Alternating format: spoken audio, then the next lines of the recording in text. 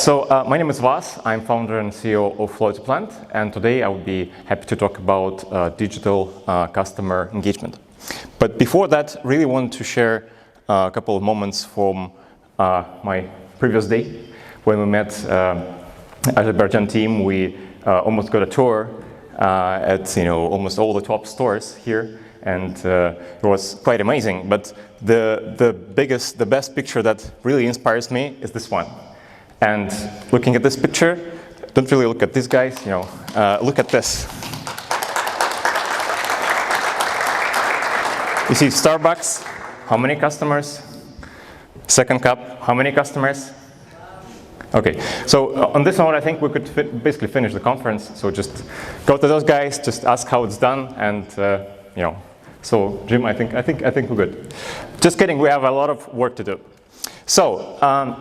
First of all, before we talk about digital engagement, all this stuff, just a couple words about us, who we as a partner. Myself, I came from mobile devices background, so I worked for Motorola mobile devices. If any one of you ever used the Motorola Razr V3 thing, one of the most amazing phones in history, then you have 2 lines of code that were written by me when I was working as a software developer in Motorola. And one day I was just walking down the street, and one of the brands gave me a paper flyer on the street. I, as usual, threw it away, and that was a moment of epiphany because I started thinking, hey, why all those brands and businesses, coffee shops are interacting with me like we're in the Stone Age? Why all the amazing opportunities of mobile apps are not really used? So I decided to build a company to really revolutionize the way businesses and customers communicate.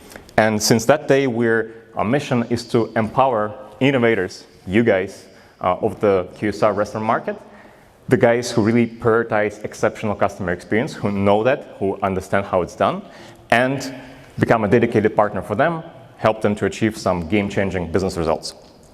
So since that, we became one of the global leaders in customer engagement. We're an American company, having a lot of customers all around the globe, all the big brands as well,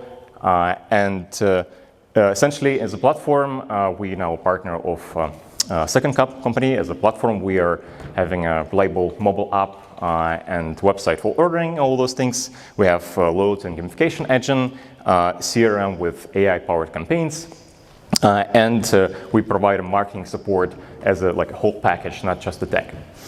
So, just a couple of examples of what really could be achieved when you do digital customer engagement the right way. Just an example from one of the biggest QSR brands in the world, Papa John's, growing number of high-paying customers by 25%, increasing profits with AI-powered campaigns, and these guys just recently received an Oscars in loyalty, basically the highest loyalty award that you can get. And this is just one of the many examples of what really could be achieved, and these guys achieved it partnering with us. So another example is with coffee shop chains.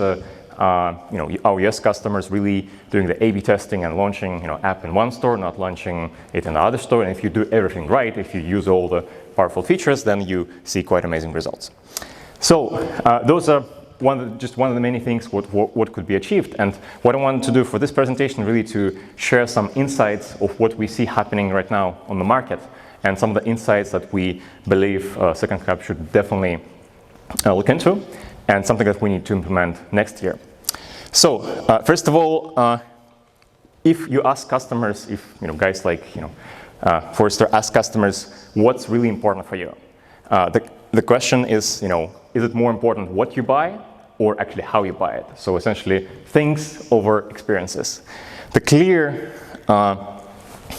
graph here is you see that how you buy stuff, experiences, becoming way more important than actually what you buy.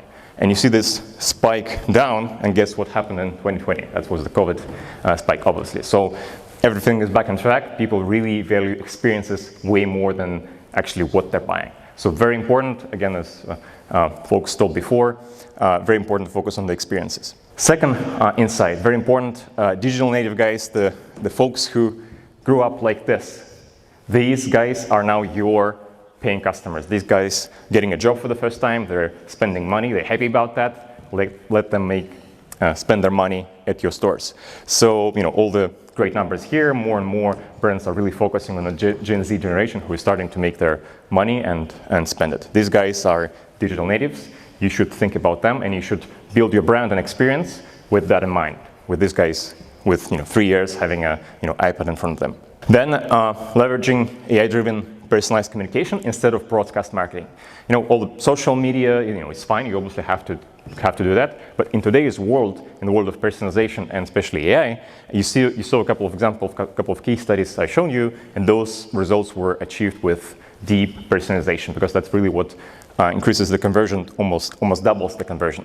So the idea of personalization is, instead of just being broadcast to everyone, one size fits all sort of thing, you have 2 customers, Bob, who is visiting, but he is only a coffee customer, not buying any food. You advertise some breakfast ideas for this guy. You have Alice, who is who's not ordering anymore, so she's a lapsed customer, and you know that she's like a dessert lover, so you invite her in with a little bit of a dessert to win her back. That works incredibly well and almost doubles the conversion, meaning doubling your profits from the app, the actual benefit increase from the app. So the point number 4, really don't discount the brand, because it's like the worst thing you could do is go to this very dangerous area of discounts while trying to compete with other guys. And this is a very bad way to grow your business. You would get a spike of customers coming in, but in the long term, you definitely would hurt the business. So the trend is definitely going away from any kind of discounts, going away from even any kind of like points conversion, like converting points to money or something like that. Is really all the brands are going away from this, and they're moving towards experiences, towards rewarding compliments. So what some of the brands are doing, they're doing those tier loyalty systems where in the beginning tiers you get some menu items as a compliment. And for the platinum, you see the platinum privileges, you will be donating free pizza to family in need. Or you would have this exclusive event for VIP customers where you'll be introducing new product, and the customers will be VIP customers will be able to talk with the owners and really have that emotional connection with the brand. So this is what really builds your business in 2025, and you have to think more about experiences. Again, less about just money saving, bargain hunting. Those are not your real customers you should be targeting. So then, very important, we live at a sort of age of Black Mirror, essentially. There are 2 extremes. One extreme is exactly the Black Mirror extreme, when you have a restaurant, when you have 0 employees interacting with you. You have just some random boxes out there in the wall, and there are actually real restaurants like that. And then you have the other extreme, when you sort of force each customer to interact with you with a store employee in order to order something. And neither of those options are actually good, because in this case you have no human interaction. There is no real person to explain the brand to you for the first time. And here you have guys who've been visiting you for 10 times already, and you're still sort of wasting employees' time on them. So you can spend less time on the customers you really need to introduce to the brand. So the happy medium here is that for new customers, brands tend to really focus on that human interaction with the barista that you should have. And for repeat customer, by any means, let them not talk with that pretty barista at the counter, but make them order through the app as quickly as possible. You shouldn't have those guys standing in line at all. So very important to find this happy medium. Then gamification. Used to be this buzzword. Gamification is basically using all the mechanics from games, using them in the apps, using them to really build the business. So it used to be a buzzword. Now it's real. Now, again, as the Gen Z, the generation digital natives who used to just play on that iPad from 4 years, right now they are your buyers. So you need to provide them experience which is similar to what they had in the past. So all the things like the progress bars, hey, you got this, gold status, order a little bit more to get to the platinum status. Things like, animation, badges, some cool stuff happening in the app, and some low-tech integrated mini games. So all those things, they sound, fun and again buzzwordy, but they actually work, and that's, sort of award-winning case studies, best example, from one of the top world brands. And this really works.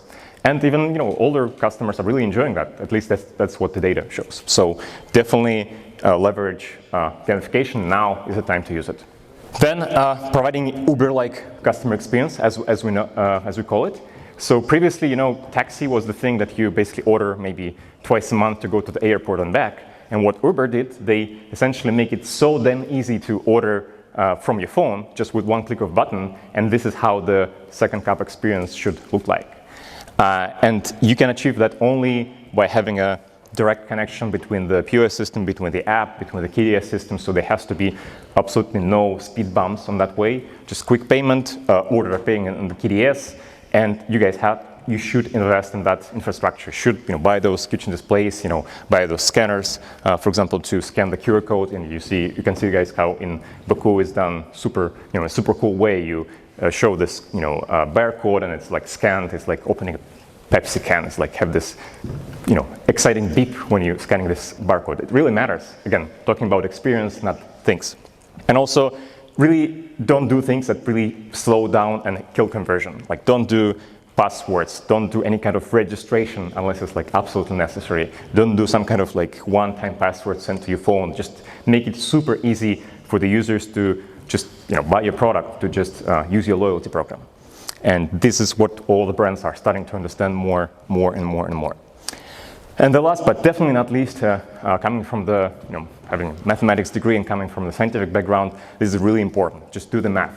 And it's, quite often brands are implementing some innovation, some campaigns, some loyalty, but they're not really doing the math. So the way you do the math right is you look at the so-called control groups. So basically, whenever you launch anything, do the A/B testing, do the control groups, and compare the control group with the target group, which allows you to authentically estimate the real efficiency of the solution that you're implementing, of the campaigns that you're launching. Because sometimes, if you see something going up, it may be just going up not because of the campaign, but because of the weather or something. So you have to do those smart things like control groups to really calculate everything correctly. And we see more and more brands doing that every day with their campaigns.